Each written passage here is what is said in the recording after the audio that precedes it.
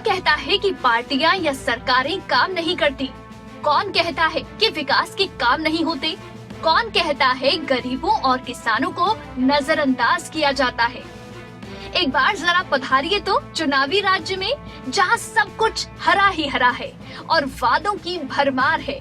अब गरीब जनता की खुशहाली के लिए ही केंद्र की मोदी सरकार ने पीएम गरीब कल्याण अन्न योजना की मियाद को बढ़ाने का फैसला लिया है, जिसके बाद अब अगले साल 31 मार्च 2022 तक गरीबों को मुफ्त राशन मिलता रहेगा। बुधवार को केंद्रीय मंत्री अनुराग ठाकुर ने कैबिनेट की बैठक के बाद ये जानकारी दी। अनुराग ठाकुर के मुताबिक इस योजना को आगे बढ़ाने के बाद अब इस पर कुल 53,344 करोड़ रुपए का खर्च आएगा। इस योजना से करीब 80 करोड़ लोगों को फायदा मिलता रहेगा। अब तक 600 लाख मीट्रिक टन अनाज स्वीकृत किया जा चुका है, यानी कुल मिलाकर इस पर 2,60,000 करोड़ रुपए खर्च होगा।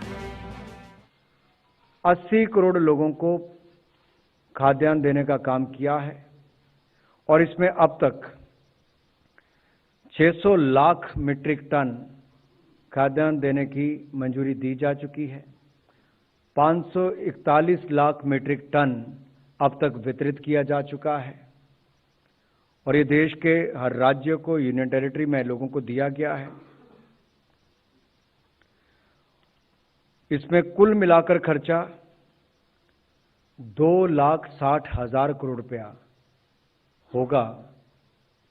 2,60,000 करोड़ रुपया ये जो 15 महीने तक हमने अन्न दिया है और अब ये 4 महीने और इसमें जोड़ने का काम किया है। केंद्र की ओर से चलाई जा रही ये प्रधानमंत्री गरीब कल्याण अन्न योजना क्या है, ये आपको बताते हैं। पिछले साल कोविड-19 की पहली लहर के दौरान मार्च में जब पूरे देश में लॉकडाउन लगाया गया था, तब पीएम गरीब कल्याण अन्न योजना का ऐलान हुआ था। ये योजना प्रधानमंत्री गरीब कल्याण पैकेज का हिस्सा थी। केंद्र सरकार ने पीएम गरीब कल्याण अन्न योजना की शुरुआत की ताकि कोई भी गरीब भूखा ना सो पाए। सरकार ने इस योजना के लिए 1,70 लाख की धनराशि आवंटित की थी। इस योजना के तहत देश के गरीब परिवारों को हर महीने मुफ्त राशन दिया जाता है। गरीबों को 5 किलो गेहूं या चावल और 1 किलो दाल मुफ्त में दी जाती है। सभी राशन कार्ड धारकों को 2 गुना राशन दिया जा रहा है। इस योजना का लाभ उन लोगों को मिलता है जिनकी पहचान सरकार ने नेशनल फूड सिक्योरिटी एक्ट के तहत की है। इस योजना की मियाद 30 नवंबर को खत्म हो रही थी, लेकिन अब चुनावी मौसम में गरीबों के कल्याण के लिए इस योजना को 31 मार्च 2022 तक के लिए बढ़ा दिया है। हालांकि केंद्र सरकार ने भी ये फैसला यूं ही नहीं लिया। दरअसल केंद्र से पहले दिल्ली सरकार ऐसा ही फैसला ले चुकी है। इसी महीने की शुरुआत में दिल्ली सरकार ने अपनी मुफ्त राशन योजना को 6 महीने यानी मई 2022 तक के लिए बढ़ाने का फैसला लिया और पीएम से भी ऐसा ही करने का आग्रह किया, जिसके बाद अब केंद्र को तो फैसला लेना ही था, क्योंकि चुनावी मौसम में गरीबों के कल्याण के बखान का मौका आखिर सरकार क्यों ही जाने देगी, क्योंकि जनता को भी तो बताना है कि आखिर किस पार्टी और सरकार ने उनके लिए सबसे ज्यादा काम किया है। ये तो रही गरीब जनता की बात, लेकिन अब बात किसानों की करते हैं, क्योंकि हमेशा से ही किसानों को बड़े वोट बैंक की नजर से देखा जाता रहा है, लेकिन ऐसा तो बिल्कुल भी नहीं है। हाँ, ये बात और है कि किसानों के लिए बड़े बड़े फैसले और वादे चुनावी मौसम में ही किए जाते हैं, क्योंकि सभी पार्टियों में खुद को सबसे बड़ा किसान हितैषी दिखाने की होड़ सी जो लगी होती है। अब देखिए, समाजवादी पार्टी ने तो किसान आंदोलन के दौरान जान गंवाने वालों के परिवार वालों को 25 लाख रुपए का मुआवजा देने का ऐलान कर दिया है। हाँ, वो बात और है कि उसके लिए 2022 में उत्तर प्रदेश में उनकी सरकार बन जाए।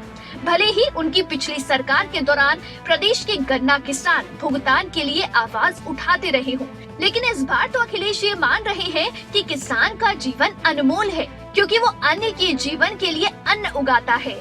लेकिन सिर्फ समाजवादी पार्टी ही नहीं बल्कि केंद्र की मोदी सरकार भी किसान हितैषी है और अब चुनावी मौसम में ये साबित भी कर दिया।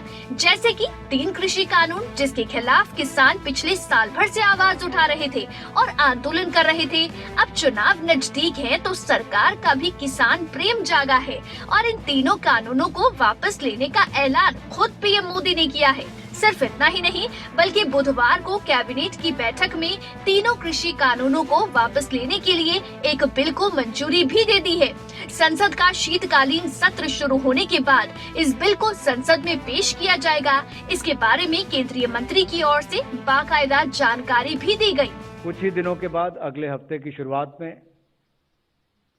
पार्लियामेंट का सत्र आएगा और ये जो तीनों विधेयक लोकसभा राज्यसभा में पूर्व में पास हुए थे, इनको वहां पर बाकी जो प्रक्रिया वापस लेने की वहां पर पूरी कर दी जाएगी। अब सरकार को किसानों की हितैषी ना कहें तो क्या कहें।